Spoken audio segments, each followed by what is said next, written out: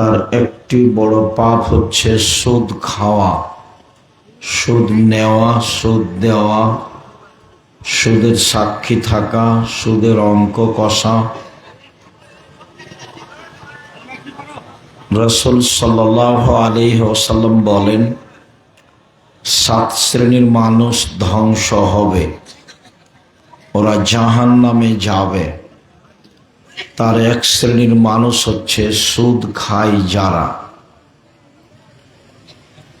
আবু হুরায়রা রাদিয়াল্লাহু তাআলা আনহু বলেন, রাসূল সাল্লাল্লাহু আলাইহি ওয়াসাল্লাম বলেছেন, 7 শ্রেণীর মানুষ ধ্বংস হবে, ওরা জাহান্নামে যাবে। তার এক শ্রেণীর মানুষ যারা শিরক করে, এক শ্রেণীর মানুষ যারা মানুষকে হত্যা করে, এক শ্রেণীর মানুষ যারা সুদ খায়,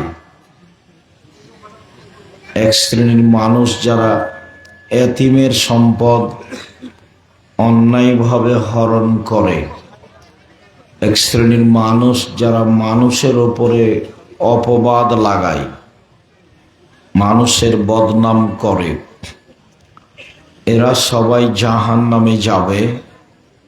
একথা রাসূল সাল্লাল্লাহু আলাইহি সাল্লাম বলেন। তার একটি হচ্ছে সুদ খায় যারা।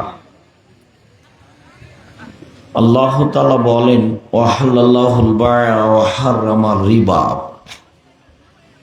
আল্লাহ তাআলা চিরদিনের জন্য সুদকে হারাম করেছেন আর ক্রয় বিক্রয়কে হালাল করেছেন। কথাটা এমন কেন, পাশাপাশি এইভাবে উল্লেখ হলো কেন? এক শ্রেণীর মানুষ দুনিয়াতে বলতে চেয়েছে যে সুদ খেলেও টাকা বেশি হয় আর ব্যবসা করলেও টাকা বেশি হয়, তো দুটাই একই।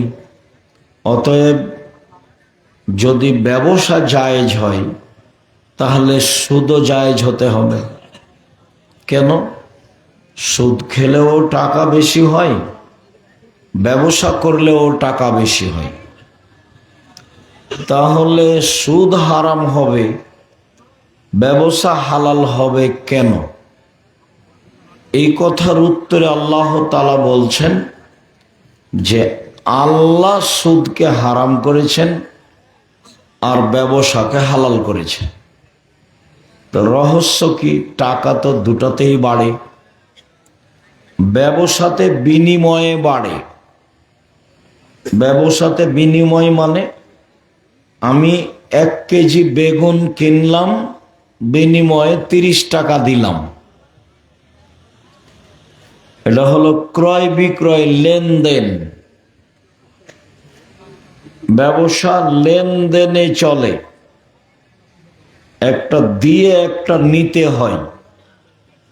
কিন্তু সুদে কিছু দেওয়া লাগে না, এমনিতে আসে হুবহু, ওইটাই বাড়ে।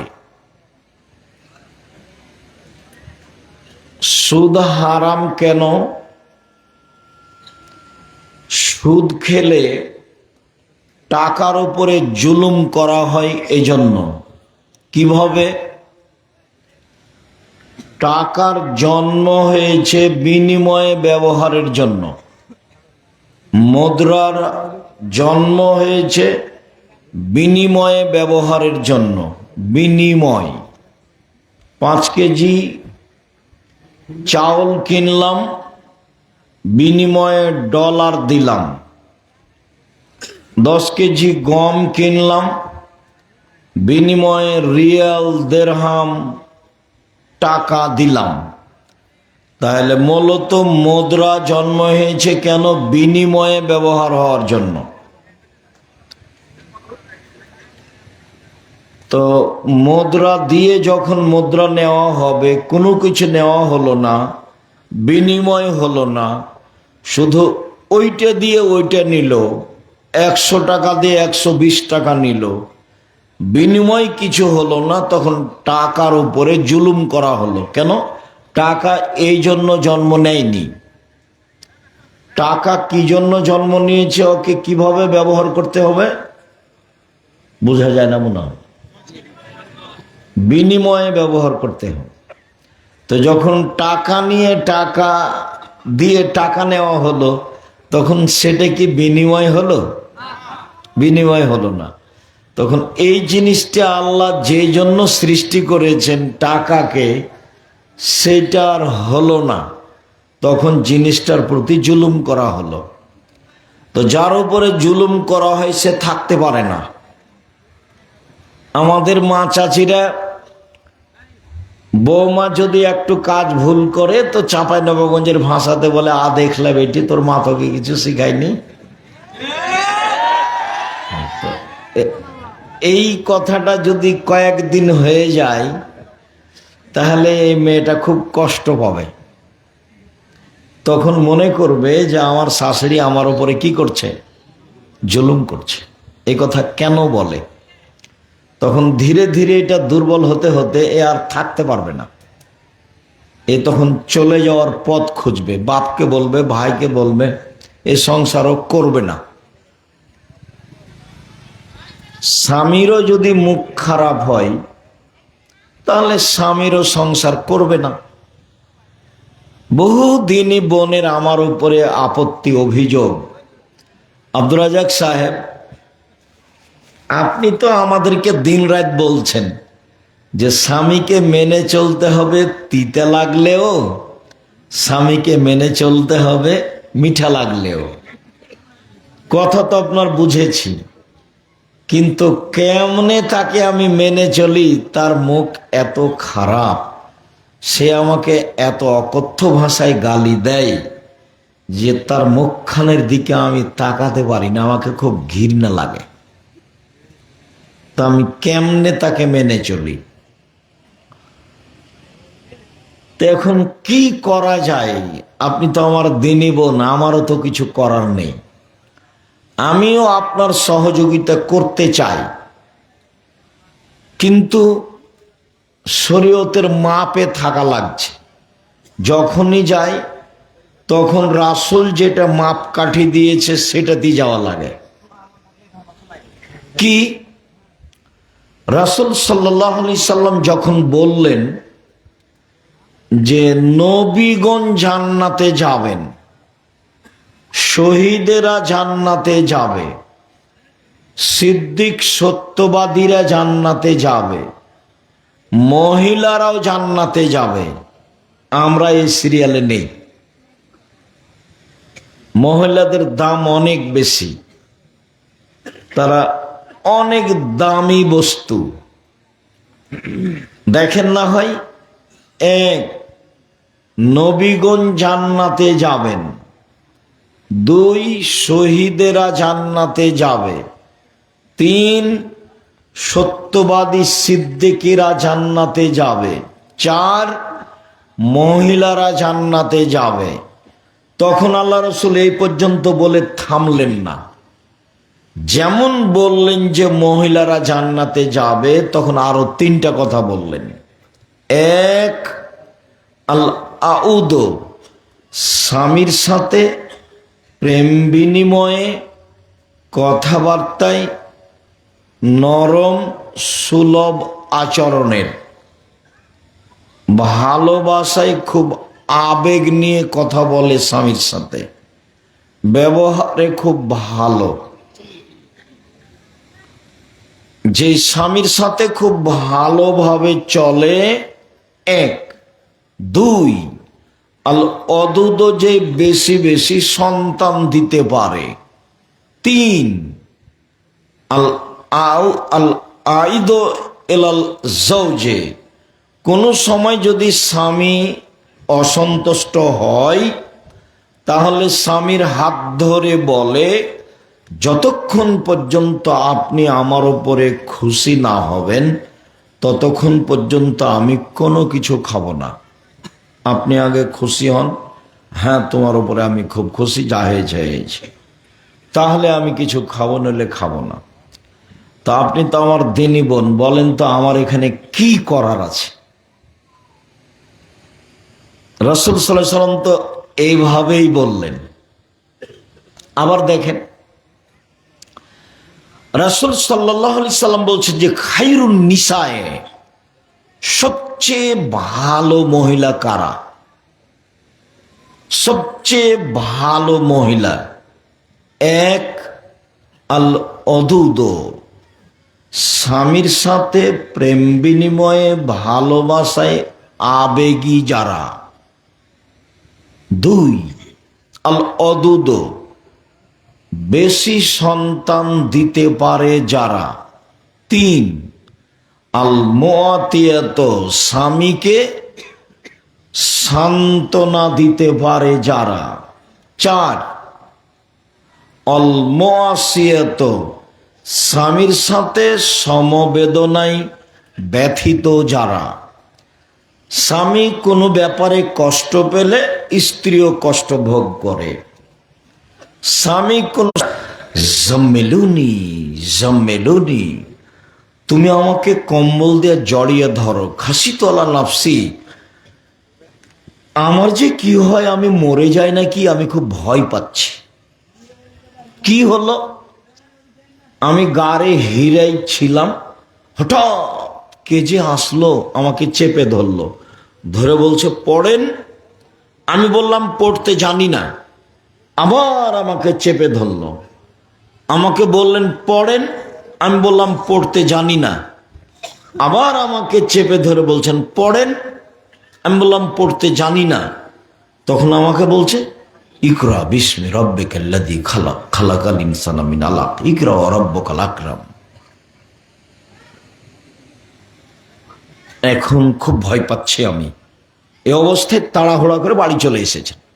বাড়ি এসে বলছেন খাদিজা, আমাকে কম্বল দিয়ে জড়িয়ে ধরো, আমি খুব ভয় পাচ্ছি, আমার যে কি হয়, আমি মনে হয় মরেই যায় নাকি। তখন খাদিজা বলছেন, এবার স্বামী সান্ত্বনা দিচ্ছেন, দেখেন আমার দিনী বোনেরা গল্প করছেন নাকি, আপনার উপরে আমার খুব আফসোস, স্বামীও ভালোবাসে না, আমিও আপনাকে অনেক কষ্ট দিই, আপনাকে দেখলে আমার খুব কষ্ট হয়।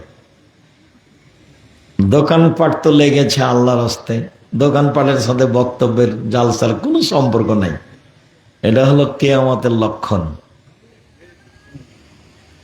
আজকে অল্প সময় এখানে এসে যেন এত খাওয়ার লাগবে, আমি তো জীবনে কোনোদিন চায়ের স্টলে বসিনি, তো বেঁচে আছি তো, দোকানেই তো যায় না। তো তুমি এসেছো বক্তব্য শুনতে, আব্দুর রাজ্জাক সাহেব আসবেন, তো তুমি ওই স্টলে গেলে কেন, ওখানে গল্প করছো কেন, তোমার একটু শরম হয় না কেন, তোমার একটু লজ্জাবোধ হয় না কেন, তোমাকে একটু খারাপ লাগে না কেন?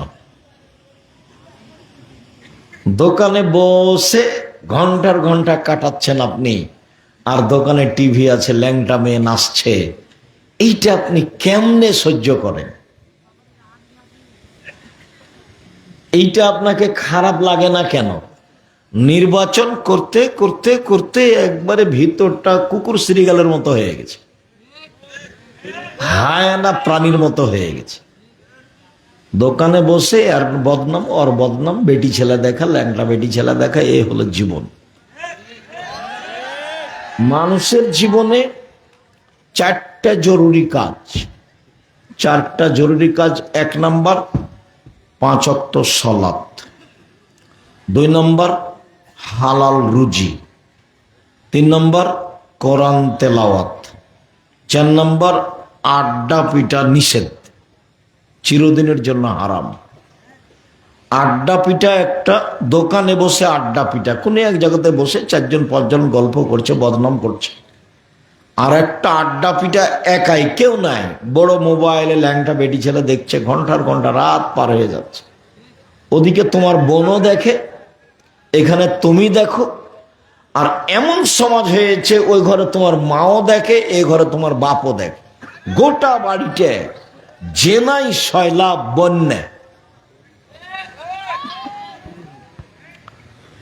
তোমাকে আমি অত সাড়া দিতে নিষেধ করছি, এসব সাড়া আমাকে ভালো লাগে না।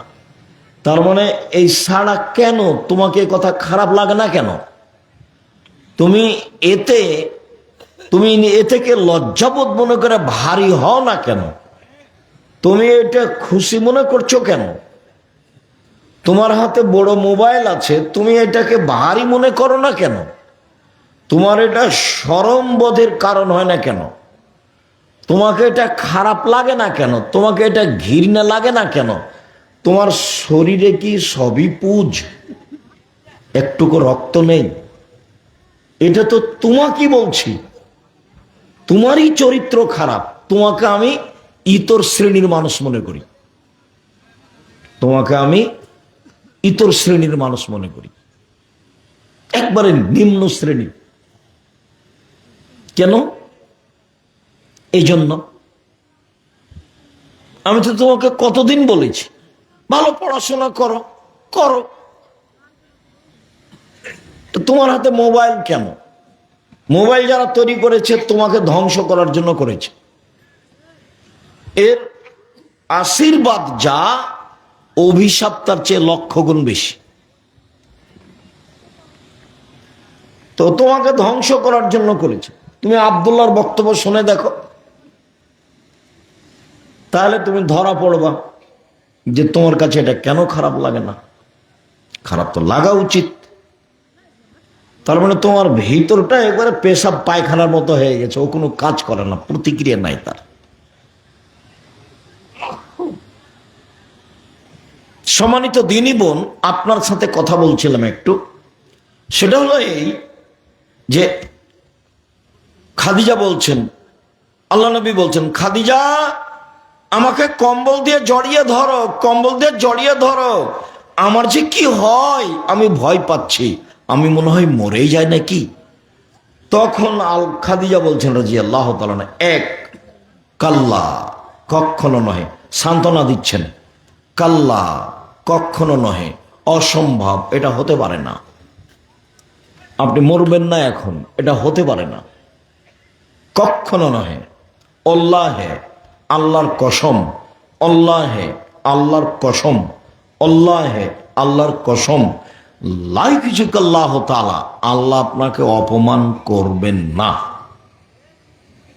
কেন? এক, আপনি মানুষের সাথে সদাচরণ করেন। দুই, আপনি অসহায় মানুষকে খেতে দেন। তিন, নিঃস্ব মানুষের সাথে থাকেন তার বিপদ আপদে। চার, আপনি মেহমানকে খেতে দেন। এই ছেলে, তোমার বোন বিবাহ হয়ে গেছে, ও তোমার বাড়িতে এসেছে, ও তোমার মেহমান। তোমার ভাগ্না তোমার মেহমান, তোমার ভাগ্নি তোমার মেহমান, তোমার ভাইয়ের ছেলে তোমার মেহমান, তোমার বোনের ছেলে তোমার মেহমান। তোমার স্বভাবের কারণে তোমার মা বলছে যে বেটা তোরা বিভিন্ন হয়ে থাক, আমার নাতি নাতনিরা আসলে তোর বউ ভারী মনে করে, বেটা তোর সাথে আমার থেকে হবে না, আমি এই বসে কষ্ট করে রান্না করেই খাওয়াই, কেননা তোর বউ তো সহ্য করে না। এখন আমি নানি বেঁচে আছি, আমার নাতি নাতনি তো আমার কাছে আসবেই, আসেই স্বাভাবিক। তা আমি তোমাকে বলেছি যে তুমি তোমার মাকে বলে দিবা, আম্মা আপনি আমার কাছে থাকবেন, আমার ভাগ্নি আমার কাছে আসবে, আমার ভাগ্না আমার কাছে আসবে, আমার বাপের যত আত্মীয় স্বজন আছে সব আমার বাড়িতে আসবে, আমার এখানে খাবে থাকবে, আপনি চিন্তা করবেন না। এটা কথা তুমি বলবা। তো তোমার বউ কানে কানে যেটা বলে সেটা তুমিও বলো, হ্যাঁ ঠিকই বলেছ, বড় ভাইয়ের কাছে একবারও যায় না কেন, ভাগ্নে যায় না, ভাগ্নি যায় না, ও যায় না, সে যায় না, সব আমার এখানে এসে পালা লাগে। তোমার বউ বলে এত রান্না করে খাওয়াতে পারবো না, এত ঝামেলা কে টানে? তো দুইজনই একই হয়ে গেছো। তুমি বলো না কেন, তোমার বাপের মায়ের যত আত্মীয় স্বজন আছে সব তোমার বাড়িতে আসবে, রুজি কে দিবে? উপর থেকে আসবে। তোমার মন ছোট, তোমার বইয়েরও মন ছোট, তোমার মন ছোট, তোমার বইয়েরও মন ছোট। কতদিন বললাম যে তোমার মা 16 জন মানুষের ভাত রান্না করতো ঢেঁকিতে ধান ভেঙে, এবং হাতে রুটি পাকাতো 16 জন মানুষের জাঁতায় আটা পিষে, তারপরে গরুর গোহাল পরিষ্কার করতো, গোবর বাহিরে নিয়ে যেত, তারপর নিজে হাতে নুন্দা গড়াতো, তারপরে নিজে হাতে ভোর রাত্রে ভোরে উঠে চুলার নিচে ছিল একটু আগুন, সেটুকু নিয়ে খড়ের মধ্যে দিয়ে ফুঁক দিয়ে জ্বালিয়েছে, চুলা জ্বালিয়েছে। তোমার মাকে জিজ্ঞাসা করে দেখো। আর তোমার বউ যেখানে রান্না করে সেখানে ফ্রিজ আছে, গ্যাসের চুলা আছে, তারপরেও তোমার বউ খালি নাক সিটকানি দেয়। দিনী বোন, আমি সবাকে এক পাল্লায় ধরিনি, আপনি ভালো, আপনাকে আমি ভালো ধরে নিয়েছি, বরং আপনি আপনার স্বামীর চেয়ে বেশি খোঁজ নেন যে আপনার শাশুড়ি কেমন হয়ে আছে, শ্বশুর কেমন হয়ে আছে, ননদেরা কে আছে কোথায়, দেবর আসলো কে, ভাসুর আসলো কে, বংশের মানুষ কে আসলো, সব খোঁজ নেই। তোমার যেগুলো দু একটা ছেলে মেয়ে জন্ম নিয়েছে এরা আবার চিনে না। তোমার এক চাচাতো ভাই এসছে, ওরা থাকে চাঁপাইনবাবগঞ্জ ওইদিকে দিয়ে রে, তখন বাড়ির বাহির থেকে ডাকছে, তো তোমার ছেলে আর মেয়ে বের হয়ে বলছে যে কে আপনি, কে? আমি তোমার চাচা। তো তোমার বাপ মার তোমার স্ত্রীর কাছে গিয়ে বলছে যে আমাকে চাচা। ধর, কে চাচা, চিনি না, ওদের বাইরে বসতে দে, যেতে বল। এই হলো তোমার অবস্থা। সান্ত্বনা দিচ্ছেন আপনি, আপনি আত্মীয় স্বজনের সম্পর্ক রাখেন, আপনার কিছু হবে না, চিন্তা করবেন না, কোনো সমস্যা নেই, এ কথা খাদিজা বলছেন। আর তুমি যদি তোমার স্ত্রী কাছে বলো দুর্ঘটনা, ইন্নালিল্লাহ, কি যে হয়, সমস্যা খুব কঠিন, তখন তোমার বউ যদি জানতে পারে তোমাকে তো যেতে নিষেধ করলাম, তোমাকে তুমি যাইও না, কেন তুমি গেলে, তোমাকে আমাকে খুব খারাপ লাগে, তোমাকে সহ্য করতে পারিনি, তোমাকে আরো ধরে লেখ, তুমি মরে যাও, তুমি, তোমাকে নিষেধ করো, এ সান্ত্বনা দিচ্ছে।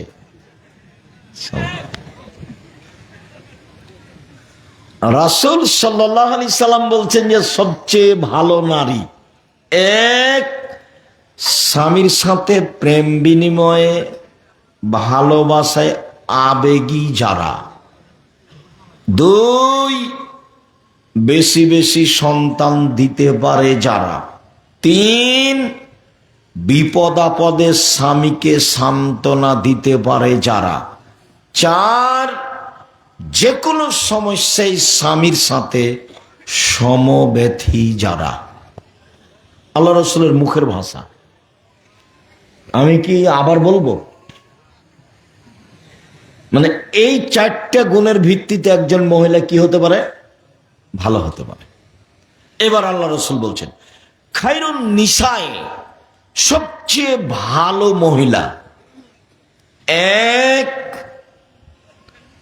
এই যে নাজারতে ইলাইহা সাররাতহু, তুমি তার সাথে কথা বললে, তার দিকে তাকালে ও হাসি মুখে কথা বলে। আপনি আমার দিনী বোন, যা হবে হবে, মুখখান ভারী করবেন না, মুখখান ভেঙচে আর একদিকে চলে যাবেন না। আর এক গিলাস পানি চাইলে সামনে নিয়ে এসে এইভাবে থ্যাকস করে চলে যাবেন না, রেখে দিয়ে যাবেন না, খুশি মনে থাকবেন, যা হবে হবে, ভেতরটা যতই খারাপ হোক। আমি বুঝি আপনার সমস্যা, আমি বুঝি, আমিও দিয়ালের মানুষ, আমি আমার মা চাচিকে দেখেছি, গ্রামবাসীকে দেখেছি, সব অবস্থা দেখেছি। আমার দুই চোখ আমি দেখেছি ভাই গন্ডগোল করে ঢেঁকি কেটে ভাগ করে নিয়েছি, এটা আমার চোখের দেখা। দিয়ে ঝগড়া লাগিয়ে বলছে যে থাম থাম, আমার এই ডিহি বাড়ি এমন লোকের কাছে বিক্রি করে যাব যে লোক তোকে গুতাতে পারে। এরা ভাই ভাই, আমি এই দুটা ঘটনা আমার চোখের সামনে। ঝগড়া লেগেছে, দৌড়ে গেছে ওখানে, দেখছি ঝগড়া চলছে, এই অবস্থা দেখেছি। অবশ্য আমরা ওই গ্রামের কোনো সমস্যার সাথে সম্পৃক্ত হই না। সম্মানিত দিনী বোন, ভালো নারীকে, এক, স্বামীর সাথে কথা বললে হাসি মুখে বলে, দুই, ওই যা আমার আতাতকা, কথা বললে পালন করে, আদেশ করলে পালন করে, তিন, স্বামী বাড়িতে না থাকলে নিজেকে হেফাজতে রাখে। আর স্বামীর অর্থ সম্পদ হেফাজতে রাখে। বুদ্ধি থাকা লাগবে। ফোহড় হলে হবে না, ফোহড় বেটি ছেলে চলে না। ফোহড়, জি ফোহড় দেখলে ফোহড় হলে হবে না। ফোহড়া ফোহড়। এক, স্বামীর সাথে কথা বললে হাসি মুখে বলে। দুই, স্বামী আদেশ করলে পালন করে। তিন, স্বামী বাড়িতে না থাকলে নিজেকে হেফাজতে রাখে। আর স্বামীর অর্থ সম্পদ হেফাজতে রাখে, বিলিয়ে দেয় না। না বলে ভাইকে দিয়ে দেয় না, বোনকে দিয়ে দেয় না, না বলে বাপ মাকে দিয়ে দেয় না। ওর নিজের বাপ মাকে যদি তার স্বামীর সংসারের জিনিস দিয়ে দেয় না বলে, তাহলে এ মহিলা ও হস্তিনী হুচলা মহিলা। এর দিয়ে সংসারের ক্ষতি হবে, এর দিয়ে সংসারের ক্ষতি হবে। আমি এ কথা বলিনি, মোহাম্মদ সাল্লাল্লাহু আলাইহি সাল্লাম বলেছেন সবচেয়ে ভালো নারী এক, স্বামীর সাথে কথা বললে হাসি মুখে বলে। দুই, স্বামী আদেশ করলে পালন করে। তিন, স্বামী বাড়িতে না থাকলে নিজেকে হেফাজতে রাখে আর স্বামীর সম্পদ হেফাজতে রাখে। মনে থাকবে না? জি, এ হলো ভালো নারী। রাসূল সাল্লাল্লাহু আলাইহি ওয়াসাল্লাম বলেন যে মহিলাদের জন্য জান্নাতের সব দরজা খোলা। এরকম কোন হাদিস পুরুষদের জন্য নেই। মহিলাদের জন্য জান্নাতের সব দরজা খোলা। কোন মহিলা? এক, যে 5 ওয়াক্ত সালাত আদায় করে। দুই, যে রমজান মাসে রোজা সিয়াম থাকে।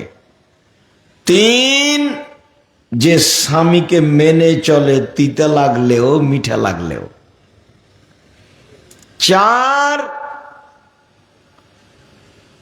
যে জেনায় লিপ্ত হয় না। এই চারটে, ওর জন্য জান্নাতের সব দরজা খোলা। চারটে। এক, 5 ওয়াক্ত সালাত। দুই, রমজান মাসের সিয়াম রোজা। তিন, স্বামীকে মেনে চলা। চার, জেনা থেকে বেঁচে থাকা। আব্দুর রাজ্জাক সাহেব, দুঃখিত, আমি তো আর বলতে পারছি না আপনাকে। আমারও এরকম জেনা কিছু ঘটে গেছে, তা আপনি চিন্তা করবেন না। আজ থেকে যে কোনো মূল্যে জেনা আপনি বন্ধ করেন, আর মোবাইলে কথা বলবেন না। এটা এবার তোমার জন্য, এটা তার জন্য। তাহলে পৃথিবীর যে কোনো বিপদ থেকে বেঁচে যাওয়া। বুখারী মুসলিম। জেনা বন্ধ করতে পারলে কি হবে?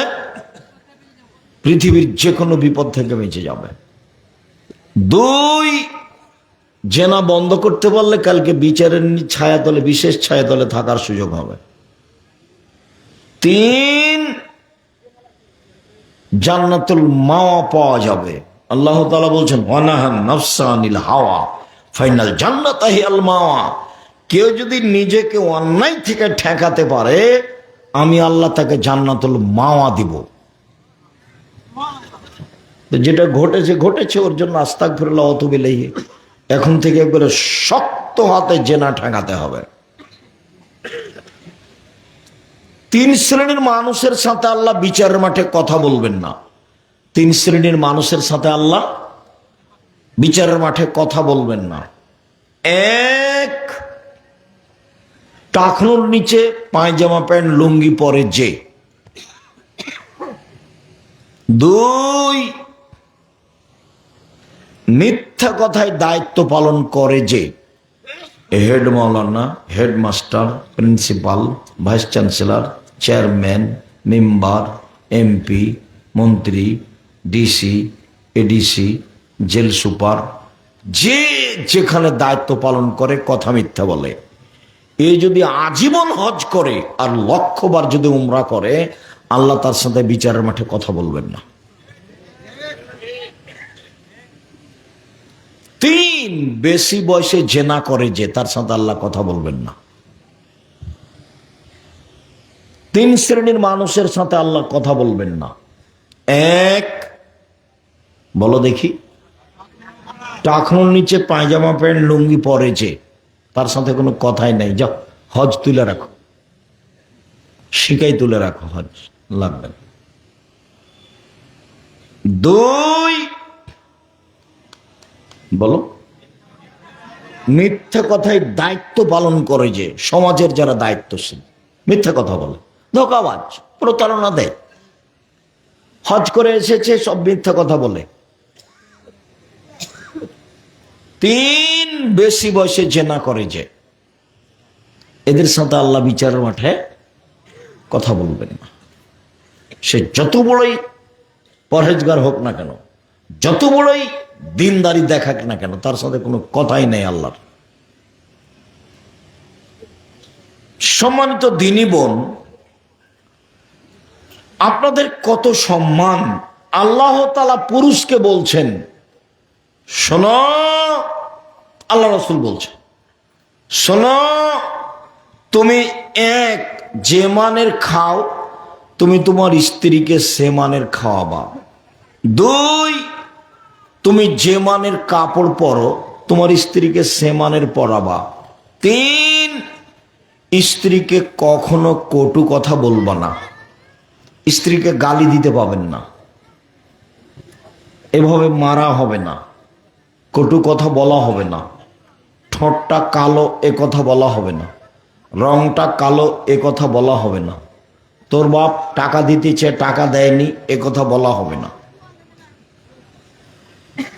তোর মা গেলাম সাদ করে 10 বছর পরে তো পান্তা বাসি ভাত দিল আমাকে খেতে, এই কথা বলা হবে না। যাতে আপনার স্ত্রী কষ্ট পাবে এই কথা আপনি বলতে পাবেন না, ও আপনার অধীনে আছে। 4, মুখের উপরে মারতে পাবেন না। 5, নিজের বাড়ি ছাড়া কোথাও থাকতে পাবে না, কোথাও যেতে দিবেন না। চাচির বাড়ি, খালার বাড়ি, ফুফুর বাড়ি, মায়ের বাড়ি, দাদির বাড়ি, নানির বাড়ি, হাট বাজার সব বন্ধ। যেসব মহিলারা হাটে বাজারে ঘুরছে, ওর বাপ নাই সেই জন্য ঘুরছে, ওর ভাই নেই, ওর আত্মীয় স্বজন নেই, দেবর নেই, ভাসুর নেই, নিরুপায় হয়ে গেছে, কেউ নাই সেই জন্য। কই আমরা তো যাই না, আমাদের বাড়িতে কেউ হাটে বাজারে যাবে এটা ভাবতেই পারে না, ভাবাই কঠিন। তো গেছে কেন? তোমার বোন গেল কেন? তোমার বোন গেল কেন? তুমি মরে গেছে সেজন্য, তোমার বাপ মরেছে সেজন্য। বাপ দেখবে? 1 মিনিট দেখো, বাপ দেখো তো 1 মিনিট। এই ছেলে দেখো বাপ কাকে বলে, 1 মিনিট দেখাই বাপ কি জিনিস, দেখো না বাপ কাকে বলে। আয়েশা রাদিয়াল্লাহু তাআলা আনহা বলেন, একদা আমরা এক যুদ্ধ থেকে আসছিলাম, রাস্তায় অবস্থান করতে আমার হারটা কোথায় হারিয়ে গেল, হার খুঁজে পাই না। নামাজের সলাতের টাইম হয়ে গেছে, পানি নেই, অজু করতে পারি না, সলাত আদায় করতে পারি না, যেতেও পারি না। আমার বড় বোনের হারটা আমি নিয়ে এসেছিলাম আসমার। এখানে কথা কেন?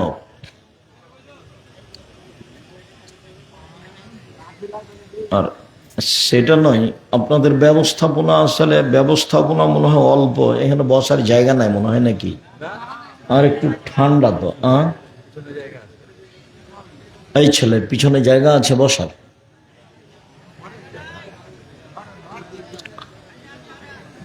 সম্মানিত দিনী ভাই বোন, রাসূল সাল্লাল্লাহু আলাইহি ওয়াসাল্লাম বললেন,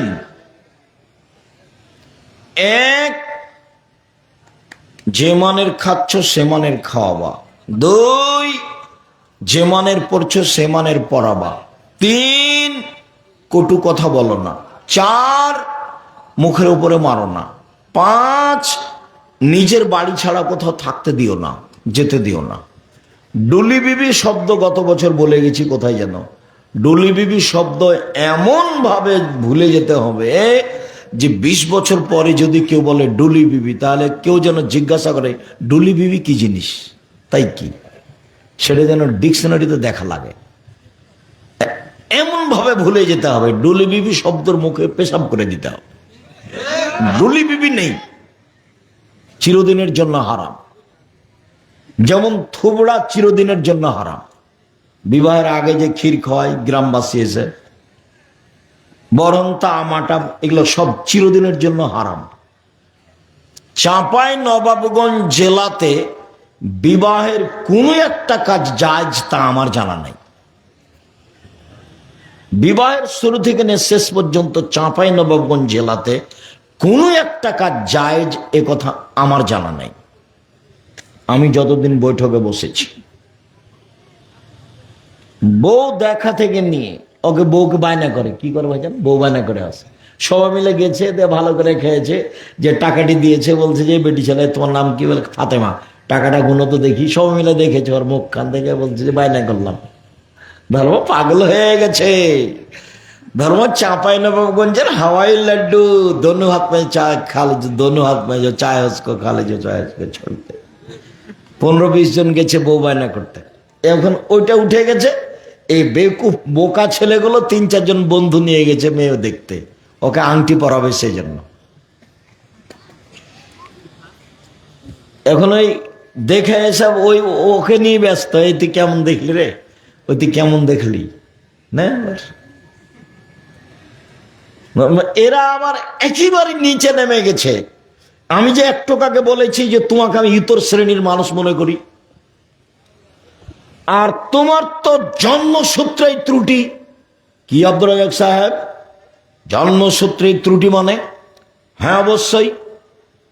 তুমি 5 বছরের ছেলে স্কুলে গেছো, 3 বছর 4 বছরের ছেলে, তখন তোমার স্কুলে গিয়ে বলতে হয় ও মা তোমার আকাশ, ও কালিমা তোমার বাতাস। তো তোমার জন্ম ভিত্তি তো তোমার শিরক দিয়ে তুমি জাতির কি করতে পারো? তুমি জাতির কি করতে পারো? তুমি বলছো কালিমা তোমার আকাশ, কালিমা তোমার বাতাস। আরে ঠাকুর সবচেয়ে বদ মানুষ, ঠাকুর উপর চেয়ে খারাপ মানুষ এই ভারত, বাংলাদেশ, পাকিস্তানে নাই। ঠাকুর মুসলমানের শত্রু, রবীন্দ্রনাথ ঠাকুর বাঙালিদের শত্রু, ঠাকুর বিশ্ববিদ্যালয়ের শত্রু। যেদিন ইংরেজদের হাতে মুসলমান জেল হাজতে অপমানিত, সেদিন ঠাকুর লন্ডনে মুচ পাকায়। দেখো তোমরা ঠাকুরের জীবনী পড়ে দেখো, আর ঠাকুরের গান তোমার ছেলে, তোমার মেয়ে, তোমার বাপ, 14 গোষ্ঠী বলো জাতির কি করতে পারো। কে বলেছে তুমি শিক্ষিত ছেলে? আমি বলিনি কোনোদিন। আমি তোমাকে, তোমার বোনকে, তোমার মাকে, তোমার বাপকে, তোমার শিক্ষককে, সবকে যদি মূর্খ প্রমাণ করতে না পারি, আমি আব্দুর রাজাক বিন ইউসুফ বক্তব্য দেব না। জাতির যদি রাস্তাঘাট করে দিতে না পারি, জাতির যদি স্কুল কলেজ করে দিতে না পারি, জাতিকে চূড়ান্ত সঠিক ধর্ম দিতে পারবো ইনশাআল্লাহ। ধর্মের ব্যাপারে জাতিকে ফাঁকি দিয়ে পরকাল হারাতে রাজি নই। আমার ছেলে মেয়ে এ গান বলে না, আমি নিজে বলি না। সম্মানিত দিনী ভাই বোন, কি করতে চাও তোমরা সেটা আমি জানি না। তোমাদের বড় নেতারা কি করতে চায় সেটা আমার বুঝের বাইরে। কিসের তোমার বাপ বলছে যে আমার ছেলের খুব মেধা ভালো, ক্লাস পেয়েছে, বড় ডাক্তার করতে হবে, বড় ইঞ্জিনিয়ার করতে হবে। প্রায় ডাক্তারি প্রতারক, যা যে কোম্পানি ওকে টাকা দেয় সেই কোম্পানির ওষুধ লেখে। প্রায়ই 2-1 জন ব্যতিক্রম, ডাক্তার সাহেব আপনাকে আমি খাটো করিনি, আপনি ভালো, ঠিক আছে ভালো। প্রায় ডাক্তার কোন কোম্পানির ওষুধ লেখে? যে ওকে টাকা দেয়। আর ইঞ্জিনিয়ার তো চোরে কত তুমি ভালো জানো। আর তোমার বাপ বলছে প্রায় ব্যতিক্রম, সেটা ভিন্ন কথা। ব্যতিক্রম থাকে সমাজে, থাকতে পারে, থাকবে, কথাই ঠিক। তোমার বাপ যে স্বাদে তোমাকে মানুষ করেছে, জাতির জন্য তুমি বড় হয়েছ, জাতির তুমি কি উপকার করতে পারো, জাতির ক্ষতি করে তুমি জাতির কি উপকার করবা, কিসের তুমি ভালোবাসা দেখাও। আর তোমাকে তো দেখলে আমার সহ্য হয় না, তুমি তো আর একজনের পিছনে ছুটে বেড়াও, অমুকের চরিত্র ফুলের মতো পবিত্র। তোমার চরিত্রই খারাপ, তোমার স্বভাবই খারাপ, তোমার ইতস্তবোধ নেই, তোমার মানবতা নেই, তোমার কাছে শিক্ষা নেই, তোমার কাছে বিদ্যা নেই, তোমার কাছে ভদ্রতা নেই, তোমার থাকা খাওয়া কুকুর শ্রীগালের মতো। তোমাকে আমি খুব ভালো করে চিনি, তুমি আর একজনের বদনাম করো, গীবত করো। আমি বললাম সাংবাদিক এই পথে উপার্জন না করলে হয় না, সাংবাদিকর পথই হারাম, এই টাকা পয়সায় হারাম। বউকে কিভাবে খাওয়াবেন? মানুষের বাড়িতে কাজ করে খাওয়া নাই চলে। সাংবাদিক মানে যে কথাটা গোপনে আছে সেটা কি করে? প্রকাশ করে। তো আল্লাহ নিষেধ করেছেন এটা, নবী নিষেধ করেছেন এটা। বিচারের মাঠে গায়ে চালাই এক খেয়ালে দেখো দুইটা বাক্য। এক, কেউ যদি মানুষের দোষ ত্রুটি দুনিয়াতে ঢাকে তো আল্লাহ তার দোষ ত্রুটি দুনিয়াতেও ঢাকবেন, পরকালও ঢাকবেন। আর একটা হাদিস বুখারী মুসলিমের। তো যে দুনিয়াতে দোষ ত্রুটি ঢাকে কারো, ওকে আল্লাহ বিচারের মাঠে পাশে নিয়ে আসবেন, নিয়ে এসে আল্লাহর বাহুর পাশে রেখে আড় করে বলবেন, দেখো তো এগুলো কি তোমার পাপ? জি। তুমি কি মনে করো যে আমার ফেরেশতারা অন্যায় লিখেছে? জি না, সেটা আমি মনে করি না, এগুলো আমারই পাপ, ফেরেশতারা অন্যায় লিখেননি। তুমি কি আমাকে কিছু বলতে চাও? জি না, আমি কিছু বলতে চাই না। বুঝে নিয়েছে যে জাহান্নামে চলে গেছে। তারপরে আল্লাহ বলছেন, শোনো, তুমি মানুষ হয়ে যদি মানুষের দোষ ত্রুটি ঢেকে রাখতে পারো, আমি আল্লাহ তোমার পাপ বিচারের মাঠে ঢেকে রাখতে পারি না? খুব পারি। যাও, তোমাকে আমি জান্নাতে দিয়ে দিলাম, তোমার পাপ আমি জাতিকে দেখাবো না। তুমি মানুষের পাপ ঢেকে রাখতে পারো মানুষ হয়ে, আর আমি আল্লাহ হয়ে তোমার পাপটা ঢেকে রাখতে পারি না। যাও, তোমার বিচার নেই, যাও। এ কথা মুহাম্মদ সাল্লাল্লাহু আলাইহি ওয়াসাল্লাম বলেন। বলেন সাংবাদিক সাহেব, আপনার কি হবে? আপনি আমাকে অন্য কিছু বুঝিয়েন না, আমি আপনারই ভাই, আমি আপনার সাথে থাকতে চাই। সম্মানিত দিনী ভাই বোন, বলছিলাম রাসূল সাল্লাল্লাহু আলাইহি ওয়াসাল্লাম যেভাবে নারীদের সম্মান দিলেন, নারী তা বুঝে উঠল না। যখনই তারা সম অধিকারের দাবি জানিয়েছিল, তখন বেশ কিছু মহিলার বিবাহ বাদ পড়ে গেছে। এখন তাদের বয়স 40-45, আর বিবাহ হয় না।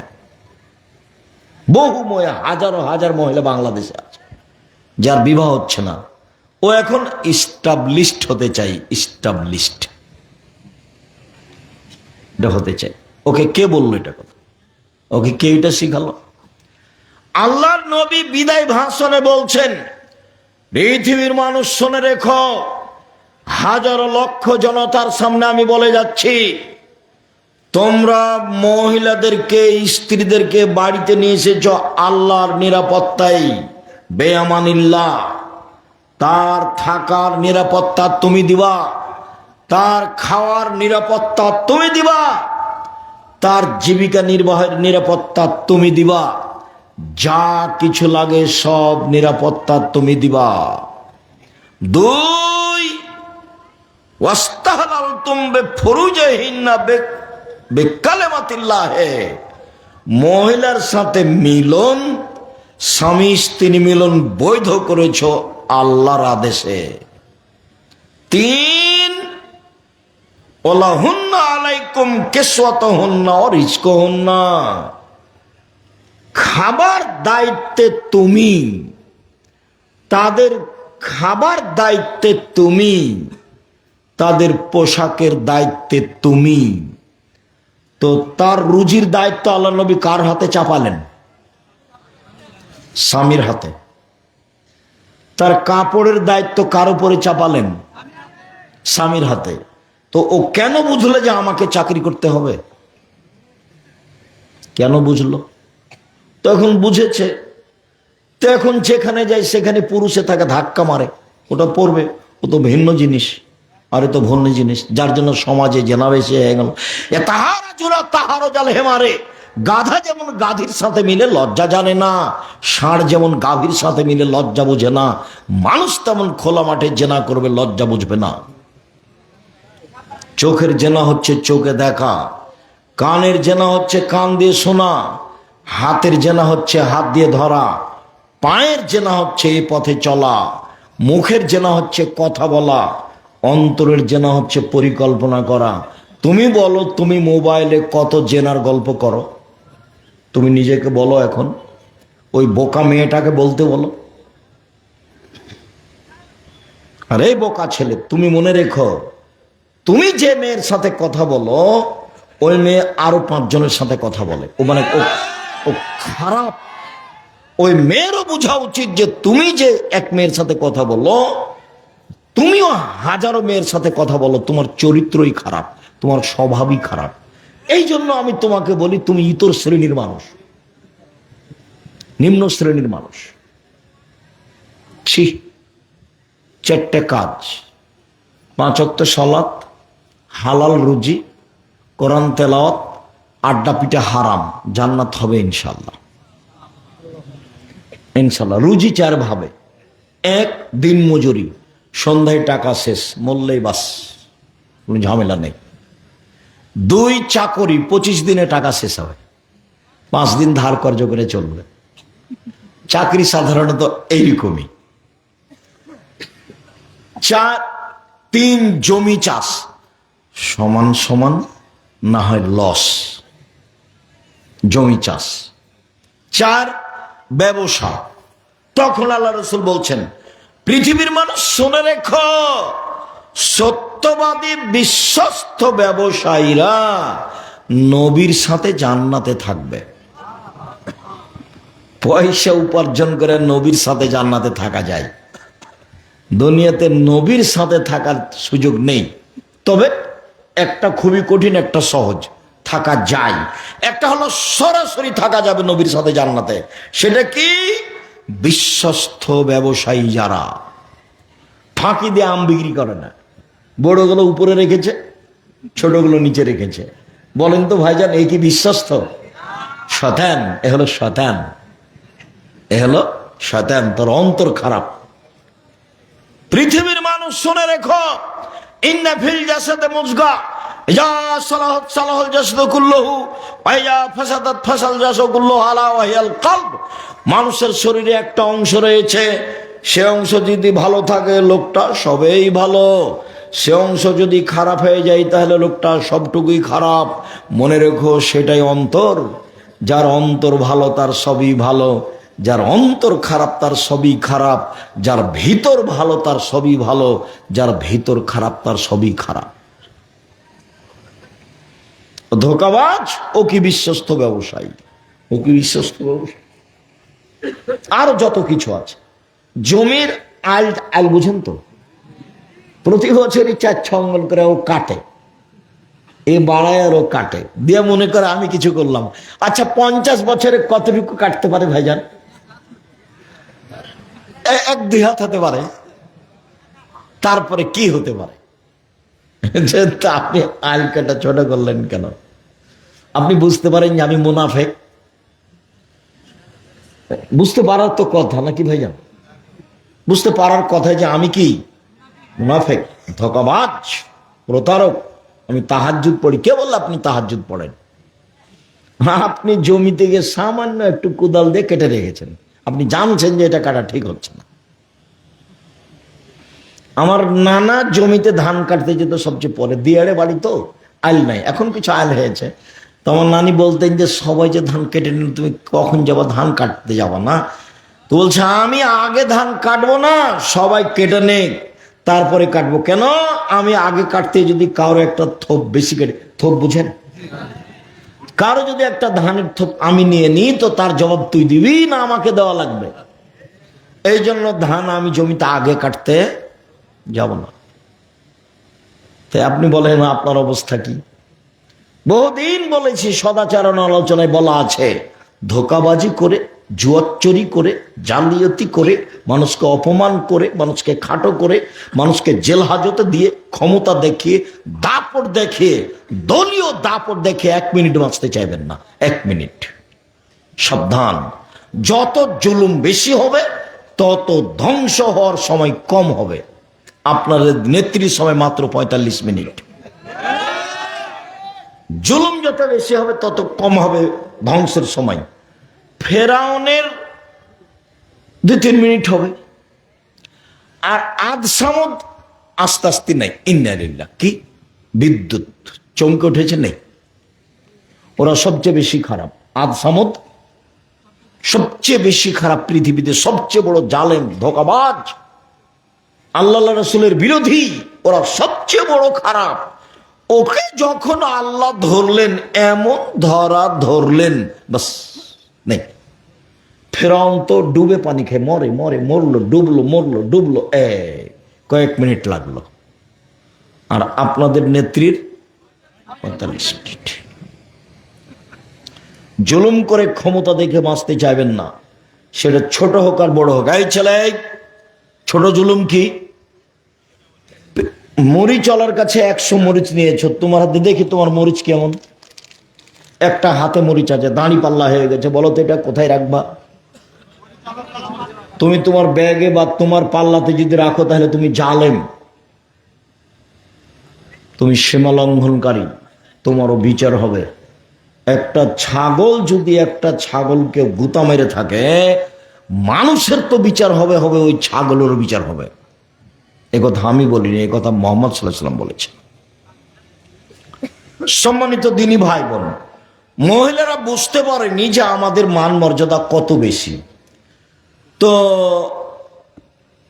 সরাসরি নবীর সাথে থাকা যাবে কোন কাজে? সত্যবাদী ব্যবসা।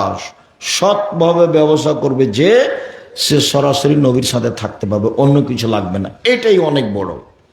2, কেউ যদি 2টা মেয়ের লালন পালন করে তাহলে নবীর সাথে থাকতে পাওয়া যাবে। কয়টা মেয়ে? 2টা মেয়ে। 2টা মেয়ের যদি কেউ লালন পালন করে তো এই লোক নবীর সাথে একবারে সাথে এভাবে থাকবে, জমা করে দেখেছে। আর এতিমের লালন পালন করলে এভাবে থাকবে, একটু ফাঁকা, 2 আঙ্গুলের মধ্যে একটু ফাঁকা। এতিমের লালন পালন। জামিয়া সালাফিয়ায় 500-র অধিক এতিম অসহায় ছেলে মেয়ে আছে। 5000 ছেলে মেয়ে পড়াশোনা করে, তার 500-র অধিক এতিম অসহায় ছেলে মেয়ে আছে। জামিয়া সালাফিয়া প্রতি মাসে 40 লক্ষ টাকা বেতন লাগে।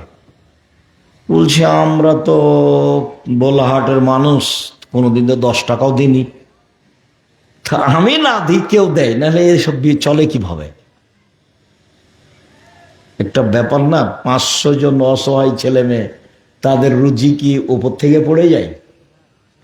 মানুষের টাকা দিয়ে চলে। 16,000 পত্রিকা বের হয়, লক্ষ লক্ষ টাকা আপনাদের। ওই আমি এত টাকা দিতে পারবো না, আমি তো কচুর পাতার পানি। কচুর পাতার পানি বুঝেন, পড়লো, একটু বাতাস হলে কি হয়, খালি নড়ে। তা আমি তো এগুলো করতে পারবো না। 16,000 পত্রিকা বের হয়, 12 জন মুফতি আছে, 300 জন শিক্ষক শিক্ষিকা আছেন, 300 জন, 5000 ছেলে মেয়ে আছে। কালকে যেখানে বক্তব্য শুনতে গেছিলেন, বৃহস্পতিবার শুক্রবার আছে, তো ওটা 50 বিঘার উপরে। আর যেটা রূপগঞ্জ ঢাকায় আছে সেটা প্রায় 100 বিঘা। যেটা রাজশাহী তানোর গোদাগাড়িতে আছে সেটা প্রায় 60 থেকে 70 বিঘা। যেটা দিনাজপুরে আছে সেটা প্রায় 20 বিঘার উপরে। তো এগুলো কিভাবে চলে আমিও ভালো বুঝতে পারি না। তা আমি দেখি যে চলছে। জামিয়া সালাফের রসিদ বহি বাহিরে ব্যবহার হয় না। কোনো শিক্ষক রসিদ আদায় করতে পারবে না। শিক্ষক জানে না জামিয়া সালাফে কিভাবে চলে, ছাত্র জানে না জামিয়া সালাফে কিভাবে চলে। আমি নিজেই বুঝতে পারি না কিভাবে চলে, তো এরা আবার কি বুঝবে? সম্মানিত দিনী ভাই বোন, বলছিলাম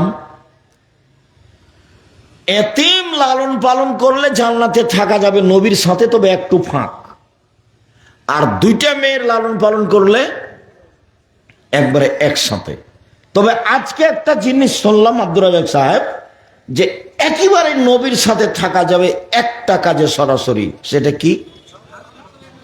সত্যবাদী ব্যবসায়ী, চকলেটের হোক কলার হোক যেটার হোক না কেন। আমি চকলেটের ব্যবস্থা করতে বলেছি, শ্বশুরের যৌতুক ফেরত দিতে বলেছি, আমি চকলেটের ব্যবসায় করতে বলিনি। এর অর্থ হলো যে কম পয়সার ব্যবসা। বুঝতে পারেননি? চকলেটের ব্যবসা মানে আমি কি বলেছি? কম পয়সার ব্যবসা, যাতে করে লোন নেওয়া না লাগে। লোন নিয়ে ব্যবসা করলে তো সেটা চাঁপাইনবাবগঞ্জের ভাষাতে আমও গেল, ছালাও গেল, কাঁদতে কাঁদতে দুই চোখও গেল। জীবনটা 16 আনাই মিছে। লোন নিয়ে ব্যবসা করলে জীবনটা 16 আনাই মিছে। শুনুন, রাসূল সাল্লাল্লাহু আলাইহি ওয়াসাল্লাম বলেন, কেউ যদি 3 জন মেয়ের লালন পালন করে, তখন তিনি এভাবে বলেছেন: 1 বিদ্যা শিখিয়ে দিল, 2 শিষ্টাচার শিখিয়ে দিল, 3 বিবাহ দিয়ে দিল, 4 ভালো আচরণ করলো। 3টে মেয়ে, 1 বিদ্যা শিখিয়ে দিল, 2 শিষ্টাচার শিখিয়ে দিল, 3 বিবাহ দিয়ে দিল, 4 ভালো আচরণ করলো, খাস্টা মেষ্টা করলো না। এই তোরা এই মেয়ে বেশি, এই সেই, এই খাস্টা মেষ্টা করলো না, ভালো আচরণ করলো মেয়ের সাথে। তো এই মেয়ে বাপকে জান্নাতে নিয়ে যাওয়ার জন্য বিচারের মাঠে এমন বেঁকে বসবে, ওইদিকে জাহান্নাম, এইদিকে বাপ, মধ্যে মেয়েরা আল্লাহকে বলবে, আগে আমার বাপকে জান্নাতে দেন, তারপরে কোনো কথা। এই হলো মেয়েদের মর্যাদা।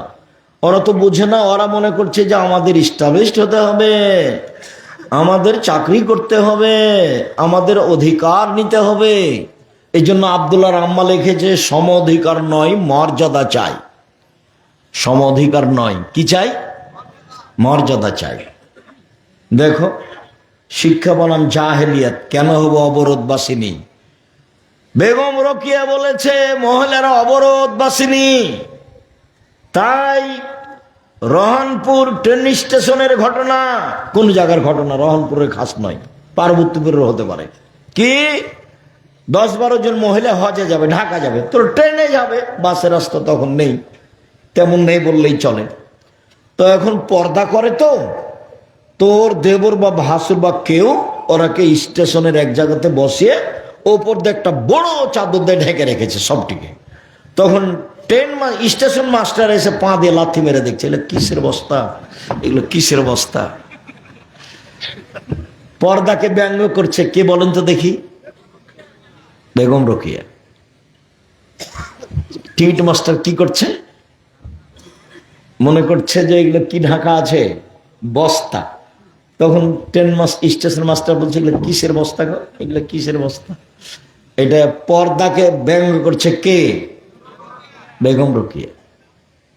আপনার কাছে উচ্চশিক্ষিত মেয়ে, আমার কাছে 1 মিনিটের জন্য নয়, আমি দামি দিতে পারিনি। 5টা বই লেখা আছে, কেন হব অবরোধবাসিনী? অবরোধবাসিনী কেন হব? আমি মুসলিম মহিলা, পৃথিবীর যে কোনো কল্যাণ কাজে উপস্থিত হতে পারি, যুদ্ধে উপস্থিত হতে পারি, যুদ্ধে উপস্থিত হয়ে যোদ্ধাদের সহযোগিতা করব, প্রয়োজনে হজে যাব, প্রয়োজনে শ্বশুরের বাড়ি যাব, প্রয়োজনে যে কোনো জায়গায় যাওয়ার জন্য প্রস্তুত আছি। আমার থাকবে ইসলামী পোশাক, আমার সাথে থাকবে আমার মাহারাম ব্যক্তি, সেটা আমার বাপ হতে পারে, আমার ভাই হতে পারে, আমার বোনের ছেলে হতে পারে, আমার ভাইয়ের ছেলে হতে পারে, সেটা আমার স্বামী হতে পারে, সেটা আমার শ্বশুর হতে পারে।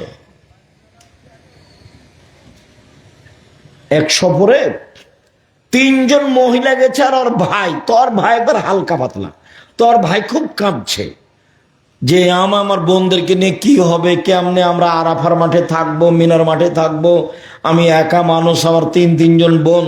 তখন ওর এক বোন বলছে, তুই অত চিন্তা করিস কেন রে, তুই অত কাঁদিস কেন, তোর ঘাড়ে চড়ে আমরা হজ করব, আরে তোকে নিয়ে এসেছি আমাদের জায়েজ হওয়ার জন্য, আশাটা জায়েজ হওয়ার জন্য, প্রয়োজনে তোকে কাঁধে করে নিয়ে বেড়াবো, যা, তুই চিন্তা করিস না। আর বোনেরা ওকে কি বলছে,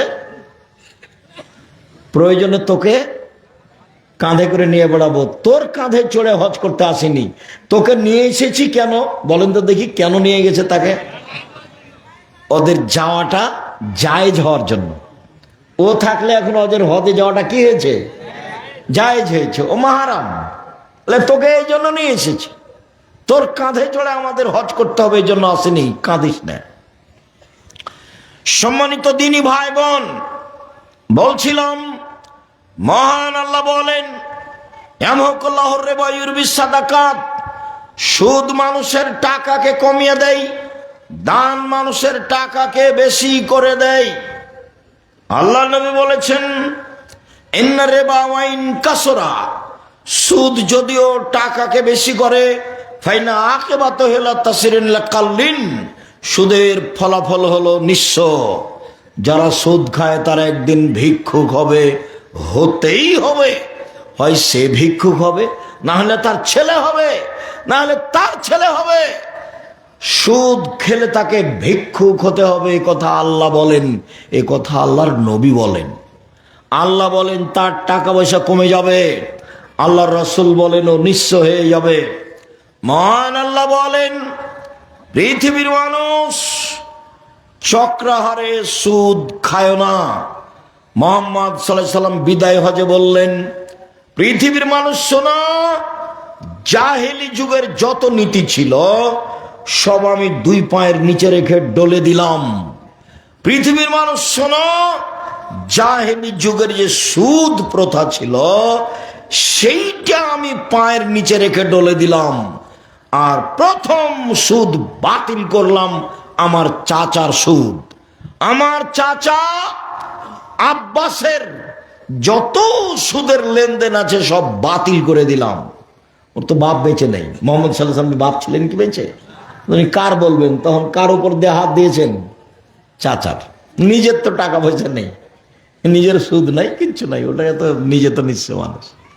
এখন কার টাকার সুদ বাতিল করছেন? চাচার। আমার চাচার সুদ আমি মওকুফ ঘোষণা করলাম। বুখারী মুসলিম বিদায় হজের ভাষণে আমার চাচার সুদকে আমি পায়ের নিচে রেখে দিলাম। রাসূল সাল্লাল্লাহু আলাইহি সাল্লাম বলেন, পৃথিবীর মানুষ শোনো, অভিশপ্ত সে যে সুদ খায়, যে সুদ দেয়, যে সুদের সাক্ষী থাকে, যে সুদের অঙ্ক কষে, সবাই সমান, সবাই জাহান্নামে যাবে। যেসব কাজে সরাসরি জাহান্নাম ঘোষণা হয়েছে তার একটা হলো সুদ। রাসূল সাল্লাল্লাহু আলাইহি সাল্লাম বলেন, শোনো, যারা সুদ খায় তাদের উপরে অভিশাপ, যারা সুদ দেয় তাদের উপরে অভিশাপ। যেসব মেয়েরা পরচুলা ব্যবহার করে তাদের উপরে অভিশাপ। পরচুলা বুঝেন? মানে লম্বা চুল মাথায় লাগিয়ে নেই। যেসব মহিলারা পরচুলা ব্যবহার করে তাদের উপরে অভিশাপ। যেসব মহিলারা দাঁত ছিলে চিকন করে তাদের উপরে অভিশাপ। যেসব মহিলারা ভুরু তুলে চিকন করে, ভুরু তুলে চিকন করে তাদের উপরে অভিশাপ।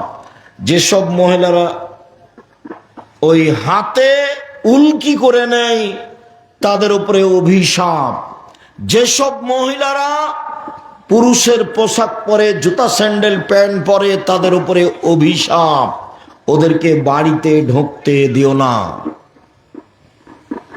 শুনুন, রাসূল সাল্লাল্লাহু আলাইহি সাল্লাম বলেন, তিন শ্রেণীর মানুষ জাহান্নামে যাবেই। এক, নিয়মিত বিড়ি, তামাক, জর্দা, সিগারেট, গুল, নেশাদার দ্রব্য খায়, পান করে যে। দুই, যেসব মহিলারা পুরুষের পোশাক পরে, পুরুষের জুতা স্যান্ডেল শার্ট প্যান্ট কোট পরে, এরা জাহান্নামে যাবে। তিন, যারা বাড়িতে বেহায়াইর সুযোগ দেয় তারা জাহান্নামে যাবে, যার নাম দায়ুস। হজ করলেও হবে না, তাহাজ্জুদ পড়লেও হবে না। মেয়ে বেপরদায় আছে, স্ত্রী বেপরদায় আছে, জান্নাত হবে না। এরা দায়ুস, 3 শ্রেণীর মানুষ জাহান্নামে যাবে। শুনুন, যারা ছবি মূর্তি অঙ্কন করে তাদের উপরে অভিশাপ। সম্মানিত দিনী ভাই বোন, ওবাদা ইবনে সামিত রাদিয়াল্লাহু তাআলা আনহু বলেন, আল্লাহ রাসূল বলেছেন, স্বর্ণের বিনিময়ে স্বর্ণ সমান সমান চলে, রূপার বিনিময়ে রূপা সমান সমান চলে, গমের বিনিময়ে গম সমান সমান চলে, জবের বিনিময়ে জব সমান সমান চলে, লবণের বিনিময়ে লবণ সমান সমান চলে, নগদ নগদ চলে, বাকিতে চলে না। শোনো, ফালা তুসিফু, কমবেশ করো না, এটাই হলো সুদ। তবে বস্তু যদি একটা আর একটার বিপরীত হয় তো করো। গম দিয়ে ধান নাও, কমবেশ করো, সমস্যা নেই। জব দিয়ে গম নেও, কমবেশ করো, সমস্যা নেই। খেজুর দিয়ে চাউল নেও, সমস্যা নেই, করো। যদি বস্তু ভিন্ন ভিন্ন হয় তাহলে কমবেশের সমস্যা নেই। সম্মানিত দিনী ভাই বোন, এই ছেলে, তুমি এত কাজ দেখাচ্ছ কেন? একটু থামো। আমি গতরাত প্রোগ্রাম করলাম, এতগুলো ক্লাস করলাম, ফতোয়া বোর্ডে বসলাম, ফতোয়া বোর্ড শেষ করে আমি আবার এখানে এসে কথা বলছি। আপনি আমার চেয়ে বেশি ক্লান্ত?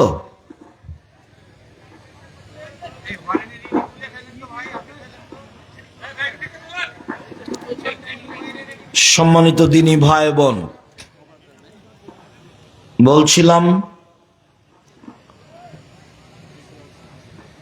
সুদ প্রথা হারাম। সুদের লেনদেন বন্ধ করেন। ব্যাংকে লোন নিয়ে, ঋণ নিয়ে একদিন বেঁচে থাকার চেষ্টা করিয়েন না, ভুল হিসাব। নিজে যেভাবে উপার্জন করছেন সেভাবে উপার্জন করে জীবিকা নির্বাহ করেন। আহাল পরিবারের রুজির দায়ে কর্জ নেওয়া যায়, আহাল পরিবারের রুজির দায়ে কর্জ নেওয়া যায়। আহাল পরিবারকে খুশিতে সুখে রাখার জন্য লক্ষ লক্ষ টাকা ঋণ নিয়ে ব্যবসা করবেন, এটা হারাম। ব্যাংকের টাকা আপনার টাকা, এই কথা আপনি বুঝিয়েন না, নইলে পরকাল হারাবে। সম্মানিত দিনী ভাই বোন, রাসূল সাল্লাল্লাহু আলাইহি সাল্লাম বলেন, আল্লাহ নাবাতা মিনাস সুহতে, যেই শরীর হারাম উপায়ে বাড়ে সেই শরীর জাহান্নামে যাবে। অকুল্লু লাহমিন নাবাতা মিনাস সুহতে কানাতিন নার আওলা বিহি, যেই শরীর হারাম উপায়ে বাড়ে, সুদের টাকা দিয়ে বাড়ে, সেই শরীরের জন্য জাহান্নাম যথেষ্ট। আবু সাঈদ খুদরি রাদিয়াল্লাহু তাআলা আনহু বলেন, আল্লাহর নবী বলেছেন, লা ইয়াদখুলুল জান্নাতা জাসাদুন গুযিয়া বিল হারাম, যেই শরীরে হারাম খাদ্য যায় সেই শরীর জান্নাতে যাবে না। আব্দুল্লাহ হানজালাল গাসিল মালায়েকা বলেন, আল্লাহর নবী বলেছেন, কেউ যদি জেনে শুনে 1 টাকা সুদ খায়, 36 বার জেনা করে যত পাপ হবে, 1 টাকা সুদ খেলে তার চেয়ে বেশি পাপ হবে।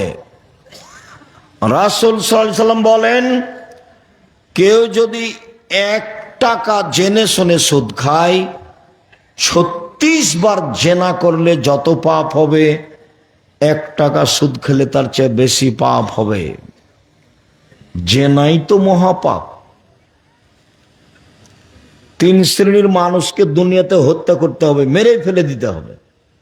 তার 2 শ্রেণীর মানুষ বাঁচতে পারবে, বাঁচার পথ আছে। এক, বলেছে কোরআন মাজিদ মানি না, তো মোরতাদ। তারপর ওকে ফাঁসিতে নিয়ে গেছে সরকার, ফাঁসি গলায়ও দিয়েছে, তখন বলছে আমার ভুল হয়েছে, আমার ভুল হয়েছে। কোরআন মাজিদ আল্লাহর বিধান, আমি কথা ফিরিয়ে নিলাম। তো সরকারিভাবে তাকে ফাঁস থেকে নামিয়ে নিতে হবে। এই যে ফাঁসি হলো না। 2, কেসাস। আপনি আমাকে হত্যা করেছেন, আমার বাপ মা আপনাকে হত্যা করে নিবে। কিন্তু যখন ফাঁসে উঠানো হয়েছে ফাঁসিতে, তখন আপনার বাপ মা বলছে না না না, আমরা কেসাস নেব না, আমরা মাফ করে দিলাম, মাফ করে দিলাম, মাফ করে দিলাম, তাহলে আর ফাঁসি হবে না। 3, বিবাহ করার পরে যদি কেউ জেনা করে তাহলে তাকে ফাঁসি দিতে হবে, তাকে পাথর দিয়ে মেরে মেরে মেরে ফেলতে হবে। একে দুনিয়াতে বাঁচানোর কোনো পথই নাই।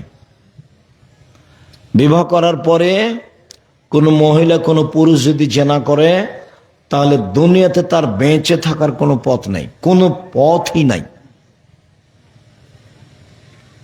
এক অবাক পাপ জেনা বিবাহ করার পরে। এরপরে আল্লাহ রসুল বলছেন যে 1 টাকা সুদ খেলে 36 বার জেনা করে যত পাপ হবে তার চেয়ে বেশি পাপ হবে। আমি কি বলতে পারি? যে সুদের সাথে তোমার বোন জড়িত, তোমার মা জড়িত, তোমার মা কিস্তি তোলে, বেঢঙ্গা মহিলা কিস্তি তোলে।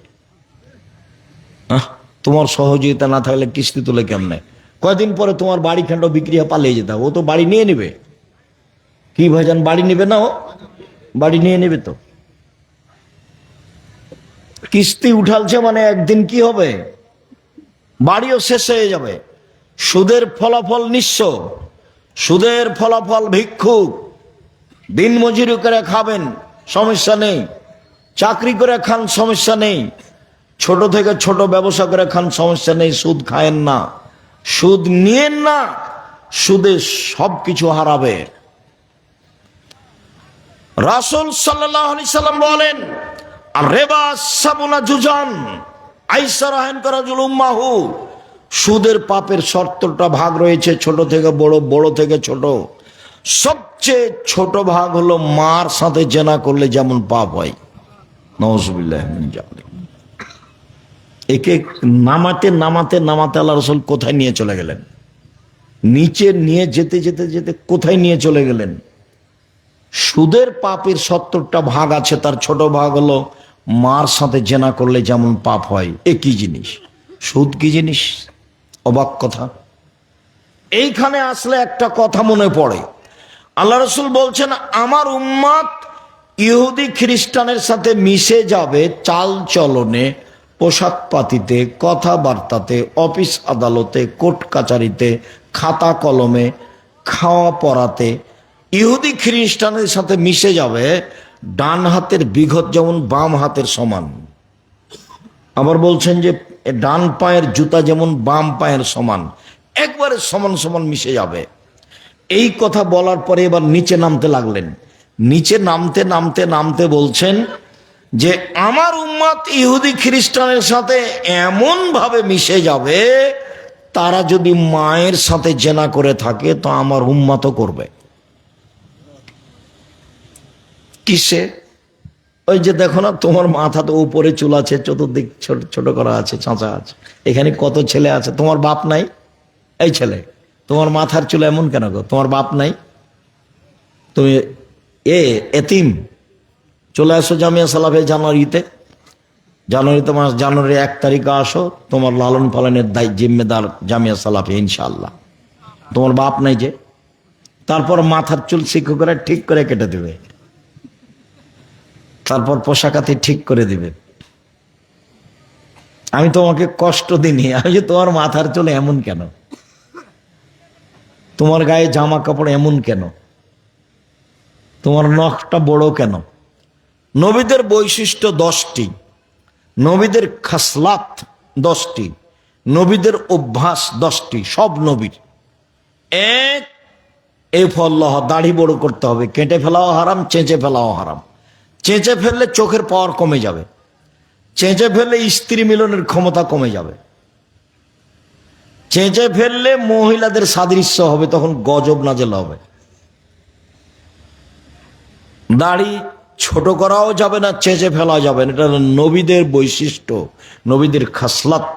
2, মোচ কেটে ফেলা, মোচ ব্লেড দিয়ে কাটা যাবে না। চাঁচা যাবে না, মুছ কেটে ফেলতে হবে, এটা নবীদের বৈশিষ্ট্য। 3, কাসুল আজফারে, নখ কেটে ফেলতে হবে। দেখো তোমারও বড় আছে, তোমার বোনেরও বড় আছে, তোমরা কি করো? তোমরা এগুলো কার নীতি পালন করো? তোমার বোনের নখে নেইল পালিশ আছে। ইহুদি খ্রিস্টানদের পতিতালয়ের মেয়েদের বৈশিষ্ট্য নখে নেইল পালিশ দেওয়া। ইহুদি খ্রিস্টানদের পতিতালয়ের মেয়েদের বৈশিষ্ট্য নখে নেইল পালিশ দেওয়া। ইহুদি খ্রিস্টানদের পতিতালয়ের মেয়েদের বৈশিষ্ট্য হলো নখে নেইল পালিশ দেওয়া। আর মুসলিম মেয়েরা নখে কি দিবে? মেহেদি। হাতের নখে তো দিবে দিবে, পায়ের নখেও দিবে, দিতে বাধ্য। মেয়েরা হাতের নখে তো মেহেদি দিবে দিবে, পায়ের নখেও দিবে, দিতে বাধ্য। এটা হলো নবীদের বৈশিষ্ট্য। আর নখে মেহেদি দেওয়া নবীর আদেশ। নাকফুল এবেতে, বগলের লোম উঠিয়ে ফেলতে হবে, ব্লেড ব্যবহার করা যাবে না, নারী পুরুষ একই হুকুম। হালাকুল আনাতে, নিচের লুম পরিষ্কার করতে হবে, ঊর্ধ্বে টাইম 40 দিন, নারী পুরুষ একই হুকুম। পেশাব পায়খানার পরে পানি দিয়ে পবিত্রতা অর্জন করতে হবে, এটা নবীদের বৈশিষ্ট্য। আগে ঢেল টিস্যু পেপার, এটা মিথ্যা। আবার ঢেল টিস্যু পেপার নিয়ে 40 কদম হাঁটা, এটা নোংরামি। খক খক করে কাঁচা পায়ের উপরে পা উঠাইল হলো বেহায়াই। এটাই যদি শরীয়ত হয়, এতেই যদি জান্নাত হয়, তাহলে ওর বউ এভাবে ঢেল নিয়ে হাঁটে না কেন? তার স্ত্রী এভাবে হাঁটে না কেন? কেননা এটাই যদি শরীয়ত হয়, তাহলে এভাবে করুক সবাই। সেটা তো করে না। অতএব এটা রাসূলের পদ্ধতি নয়। পেশাব পায়খানার পরে আগে ঢেল টিস্যু পেপার, পরে পানি, এটাও মিথ্যা। পানি দিয়ে পবিত্রতা অর্জন করে রাসূলের নীতি ছিল মাটিতে হাতটা মেরে মেজে ধুয়ে নিতেন। এটা হলো পদ্ধতি। আপনি সাবান ব্যবহার করছেন, আরো কি করছেন, ভালো করেন, এটাই হলো পদ্ধতি। পানি নেই তখন ঢেল টিস্যু পেপার, এটাও সুন্নাত। কিন্তু 40 কদম হাঁটা, পায়ে পা উঠানো, খক খক করা, এগুলো সব হারাম। নবীদের বৈশিষ্ট্য 10টি, এগুলো হলো নবীদের বৈশিষ্ট্য। অজু গোসলের সময় গিরাগুলোকে ভালো করে ধুইতেন নবীগণ, এটা নবীগণের বৈশিষ্ট্য। সম্মানিত দিনী ভাই বোন, রাসূল সাল্লাল্লাহু আলাইহি সাল্লাম বলেন, এমন একটা সময় চলে আসবে মানুষ পয়সা উপার্জন করবে, বিবেচনা করবে না কোনটা বৈধ আর কোনটা অবৈধ। সেটা হলো এখন বসে বসে টাকা ইনকাম করছে, কোনো হিসাব নাই কোথা থেকে আসছে টাকা, কিভাবে আসে আর কিভাবে যায়। রাসূল সাল্লাল্লাহু আলাইহি সাল্লাম বলছেন, পৃথিবীর মানুষ তোমরা দরিদ্র ফকির হয়ে যাবে, এ ভয় আমি করি না। আমি ভয় করি যে তোমাদের সামনে পৃথিবী তুলে ধরা হবে, দেখবা খালি টাকা আর টাকা, কত এনজিও, কত পয়সা উপার্জনের পথ। তখন তোমরা পয়সা উপার্জনের প্রতিযোগিতায় নেমে যাবা। যেমন ভাবে পূর্বের লোক নেমেছিল, তোমরাও ধ্বংস হয়ে যাওয়া, পূর্বের লোক যেমন ধ্বংস হয়েছিল। সম্মানিত দিনী ভাই বোন, আজকের এই জালসা, এই ছেলে থামো, আজকের এই জালসা প্রতিষ্ঠানকে লক্ষ্য করে হয়েছে। এগুলোর নাম কওমি মাদ্রাসা। কওমি মাদ্রাসা, কওমি মাদ্রাসা ভারত, বাংলাদেশ, পাকিস্তানে একমাত্র ইসলাম ধর্ম, কোরআন হাদিস টিকিয়ে রাখার মাধ্যম। ভারত, বাংলাদেশ, পাকিস্তানে জনগণ, আলেম ওলামা, এরা মানুষের সাহায্য নিয়ে এই কোরআন হাদিস শিক্ষার ব্যবস্থা করেছে। একেবারেই নিঃস্বার্থপর ব্যবস্থা। এই ব্যবস্থায় আপনাদের সহযোগিতা করতে হবে।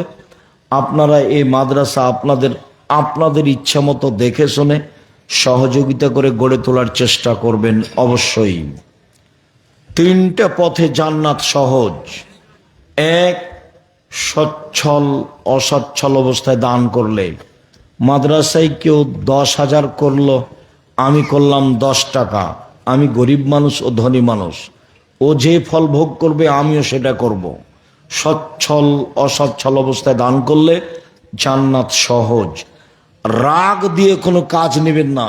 মা বোন ভাই আত্মীয় স্বজন কারোর সাথে রাগ দেখিয়ে কাজ নেবেন না, তাহলে জান্নাত হবে। 3, মানুষকে মাফ করতে শিখবেন। ছাড়, দুনিয়াতে ছাড় দিতে হবে। আচ্ছা জি, হয়েছে হয়েছে, আচ্ছা ঠিক আছে, বলেছেন বলেছেন, আচ্ছা ঠিক আছে, করেছেন করেছেন। ছাড় দিয়ে চললে জান্নাত হবে। জান্নাত পাওয়ার তিনটা সহজ পথ। এক, সচ্ছল অসচ্ছল অবস্থায় দান করতে হবে, এটা এক নম্বরে। দুই, রাগ দিয়ে কোনো কাজ নিতে হবে না। তিন, মানুষকে মাফ করতে হবে। ছাড়, মানুষকে মাফ করবেন, যা করেছে করেছে। আপনার ছেলেকে মেরেছে মেরেছে, আপনার নামে মামলা করেছে করেছে, ক্ষমতা দেখিয়ে, দলীয় দাপট দেখিয়ে জোর কিছু করতে যায় না, তাহলে পরকাল টিকবে না। ছাড় দিয়ে চলেন, জান্নাত হবে ইনশাল্লাহ। আবারও বলছি, সুদের মতো ন্যাক্কারজনক, নোংরা, ধ্বংসাত্মক জাহান্নামের পথ বন্ধ করে হালাল রুজি উপার্জন করেন। এক, দিনমজুরি। দুই, চাকরি। তিন, জমি চাষ। চার, ব্যবসা। যেটার ব্যবসা করছেন সেই জিনিসটা বৈধ, সেটা আনতে গিয়ে যদি কোথাও টাকা লাগে লাগুক, তখন আপনি মাজলুম, যে নিবে সে জালেম। জিনিসটা যেন বৈধ হয় ব্যবসার। সম্মানিত দিনী ভাই বোন, সকল দিনী ভাই বোনকে 5 ওয়াক্ত সালাতের আন্তরিকভাবে জোরালো অনুরোধ জানিয়ে, আপোষের ছেলেমেয়ের প্রতি শক্ত হাত রাখার অনুরোধ জানিয়ে, সমাজে মারামারি, হইচই, দাঙ্গামা ভাঙ্গামা বন্ধ করার অনুরোধ জানিয়ে, আড্ডা পিটা চিরদিনের জন্য হারাম, এইটা থেকে সাবধান থাকার অনুরোধ জানিয়ে আপাতত আজকের মতো কথা এখানেই শেষ করছি। যাওয়ার পূর্বে যেটা ইতেশাম পত্রিকা আমার পক্ষ থেকে আমি কিনে রেখেছি একটা ফ্রি দেওয়ার জন্য, তো একটা ফ্রি দেবো একটা কিনে নিলে, এইটা হলো আমার নীতি। আমি কিনে রেখেছি পুরাতন পত্রিকাগুলো আপনাকে ফ্রি দেওয়ার জন্য। অবশ্যই পত্রিকা নিয়ে যাবেন। আর আজকের আলোচনা আছে উপদেশ বই, নামাজের ওপরে যে বইটা আছে, সালাতের ওপরে ব্যতিক্রম বই দেখেন। সম্মানিত দিনী ভাই বোন, যারা আমার বোনেরা আছেন, আপনাদের জন্য আছে আদর্শ নারী, আদর্শ পরিবার। আর আব্দুল্লাহর আম্মারও বই কিছু আছেই না, দেখেন। কেন নির্যাতন, কি তার প্রতিকার, কেন হবো অবরোধবাসিনী। আমি আমার ভাই বোনদেরকে, দিনী ভাইদেরকে স্টেজ থেকে আমার হাতের ডান দিক থেকে সবাইকে বইগুলি নেওয়ার জন্য আন্তরিকভাবে অনুরোধ জানাচ্ছি।